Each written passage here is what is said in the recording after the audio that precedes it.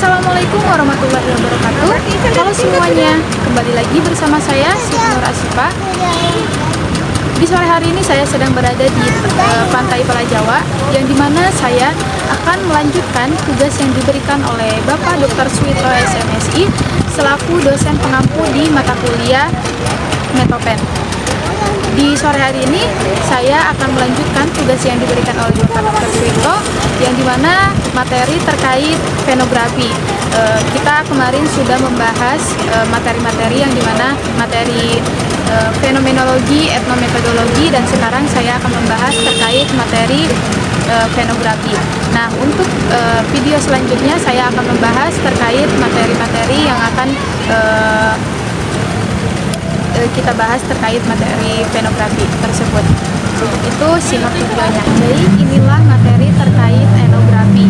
Jadi etnografi ini adalah metode penelitian yang sangat berguna untuk memahami masyarakat dan budaya yang kompleks. Etnografi di sini yaitu adalah metode penelitian yang digunakan untuk mempelajari budaya dan masyarakat dengan cara mengamati dan berinteraksi langsung dengan masyarakat yang diteliti. Etnografi bertujuan untuk memahami struktur sosial, nilai-nilai, norma-norma, dan praktik budaya yang dalam masyarakat. Etnografi juga dapat digunakan untuk mempelajari dinamika sosial, perubahan sosial, dan konflik sosial dalam masyarakat. Ada juga sejarah terkait etnografi. Etnografi telah digunakan sejak abad ke-19 sebagai metode penelitian dalam antropologi. Pada awalnya, etnografi digunakan untuk mempelajari masyarakat primitif dan budaya-budaya yang dianggap asing oleh masyarakat berat, namun seiring waktu, etnografi telah berkembang dan digunakan untuk mempelajari berbagai aspek masyarakat, termasuk masyarakat modern dan kompleks. Etnografi juga telah digunakan dalam berbagai bidang seperti sosiologi, psikologi, dan pendidikan. Nah, metode etnografi di sini yaitu metode etnografi melibatkan beberapa tahapan, yaitu yang pertama pemilihan lokasi penelitian, yang dimana peneliti memilih lokasi yang sesuai dengan tujuan penelitian. Yang kedua, pengumpulan data, yang dimana peneliti mengumpulkan data melalui observasi, wawancara, dan pengumpulan dokumen. Yang ketiga yaitu observasi, yang dimana peneliti mengamati perilaku dan praktik-praktik budaya masyarakat yang diteliti. Yang keempat yaitu wawancara, peneliti melakukan wawancara dengan anggota masyarakat untuk memperoleh informasi yang lebih mendalam. Yang kelima yaitu pengumpulan dokumen, yang dimana peneliti mengumpulkan dokumen-dokumen yang relevan dan penelitian seperti catatan sejarah, laporan, dan lain-lain. Yang ketujuh yaitu analisis data. Peneliti juga harus menganalisis data yang telah dikumpulkan untuk memperoleh kesimpulan. Dan yang terakhir yaitu penulisan laporan. Peneliti harus laporan penelitian yang mencakup hasil penelitian dan analisis data. Nah, dalam etnografi di sini mempunyai teknik yang dimana beberapa teknik etnografi yang umum digunakan adalah yang pertama yaitu partisipasi aktif. Peneliti berpartisipasi aktif dalam kegiatan masyarakat yang diteliti. Yang kedua, observasi partisipatif. Peneliti mengamati masyarakat sambil berpartisipasi dalam kegiatan mereka. Yang ketiga, wawancara mendalam.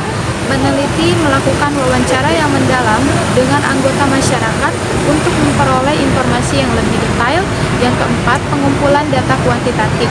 Peneliti mengumpulkan data kuantitatif seperti data demografi dan statistik untuk memperoleh gambaran yang lebih luas tentang masyarakat. Yang kelima, penggunaan teknologi. Peneliti dapat menggunakan teknologi seperti kamera dan rekaman video untuk mengumpulkan data. Dan ada juga kelebihan dari etnografi di sini, yang dimana etnografi di sini memiliki beberapa kelebihan, yaitu yang pertama memungkinkan pemahaman yang mendalam. Etnografi memungkinkan peneliti untuk memperoleh pemahaman yang mendalam tentang masyarakat dan budaya yang diteliti. Yang kedua, menghasilkan data yang kaya. Etnografi menghasilkan data yang kaya dan detail tentang masyarakat dan budaya yang diteliti. Yang ketiga yaitu memungkinkan peneliti untuk mengamati perilaku, yang dimana etnografi memungkinkan peneliti untuk mengamati perilaku dan praktik-praktik budaya masyarakat yang diteliti. Yang keempat yaitu dapat digunakan dalam berbagai bidang. Etnografi dapat digunakan dalam sosiologi, psikologi, dan pendidikan. Ada juga keterbatasan dari etnografi di sini. Yang pertama yaitu memerlukan waktu yang lama. Etnografi memerlukan waktu yang lama untuk melakukan penelitian dan mengumpulkan data. Yang kedua, memerlukan kemampuan yang tinggi. Etnografi memerlukan kemampuan yang tinggi dalam mengamati, mewawancarai, dan menganalisis data. Yang ketiga, yaitu dapat dipengaruhi oleh bias, yang dimana etnografi dapat dipengaruhi oleh bias peneliti seperti bias budaya dan bias pribadi. Yang keempat, memerlukan kesabaran dan ketekunan. Etnografi memerlukan kesabaran dan ketekunan dalam pengumpulan data dan menganalisis data. Etnografi adalah peneliti yang sangat berguna untuk memahami masyarakat dan budaya dengan kompleks berikut. Adalah penjelasan lebih lanjut terkait etnografi. Ada juga penerapan etnografi dalam berbagai bidang. Etnografi dapat digunakan dalam berbagai bidang seperti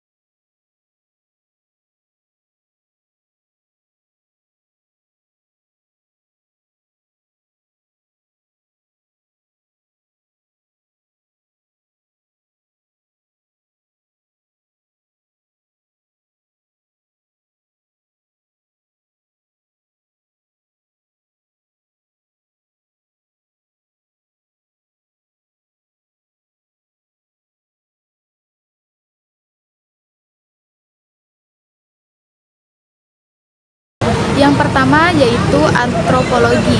Etnografi digunakan untuk mempelajari budaya dan masyarakat dari berbagai sudut pandang. Yang kedua, sosiologi. Etnografi digunakan untuk mempelajari struktur sosial dan dinamika sosial dalam masyarakat. Yang ketiga, psikologi. Etnografi digunakan untuk mempelajari perilaku dan proses mental yang dalam masyarakat. Yang keempat, ada pendidikan. Etnografi digunakan untuk mempelajari proses belajar dan mengajar dalam konteks sosial dan budaya. Yang kelima, ada kesehatan. Etnografi juga digunakan untuk mempelajari perilaku kesehatan dan penyakit dalam masyarakat. Yang keenam, bisnis. Etnografi digunakan untuk mempelajari perilaku konsumen dan memahami kebutuhan pasar. Yang ketujuh, pemerintahan, yang dimana etnografi digunakan untuk memahami kebutuhan masyarakat dan mengembangkan kebijakan publik yang efektif. Adapun manfaat dari etnografi, yang pertama yaitu memahami budaya dan masyarakat. Etnografi memungkinkan peneliti untuk memahami budaya dan masyarakat dari berbagai sudut pandang.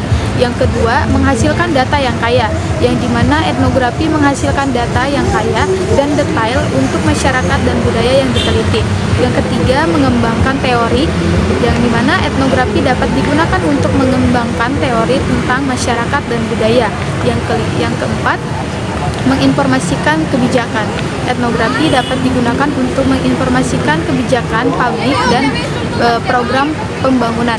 Dan yang terakhir, ada peningkatan pemahaman tentang kebutuhan masyarakat, yang dimana etnografi dapat digunakan untuk memahami kebutuhan masyarakat dan mengembangkan program yang efektif. Adapun tantangan dari etnografi di sini, yang dimana etnografi juga memiliki beberapa tantangan, yaitu yang pertama yaitu menghadapi bias. Peneliti harus menghadapi bias pribadi dan budaya dalam melakukan penelitian. Yang kedua, mengumpulkan data yang akurat. Peneliti harus mengumpulkan data yang akurat dan dapat dipercaya. Yang ketiga, menganalisis data yang kompleks. Dan yang keempat, menghadapi etika penelitian. Dan yang terakhir ada menghadapi keterbatasan waktu dan sumber daya. Nah, baik. Jadi kesimpulan yang dapat saya bahas terkait etnografi di sini adalah metode penelitian yang sangat berguna untuk memahami masyarakat dan budaya yang kompleks. Dengan menggunakan metode etnografi, peneliti dapat memperoleh pemahaman yang mendalam tentang struktur sosial, nilai-nilai, norma-norma, dan praktik-praktik budaya yang ada dalam masyarakat. Etnografi dapat digunakan dalam berbagai bidang seperti antropologi, sosiologi, psikologi, dan pendidikan. Namun, etnografi dapat memiliki beberapa tantangan seperti menghadapi bias, mengumpulkan data yang akurat, menganalisis data yang kompleks, dan menghadapi etika penelitian. Mungkin cukup itu yang dapat saya bahas terkait materi antropologi.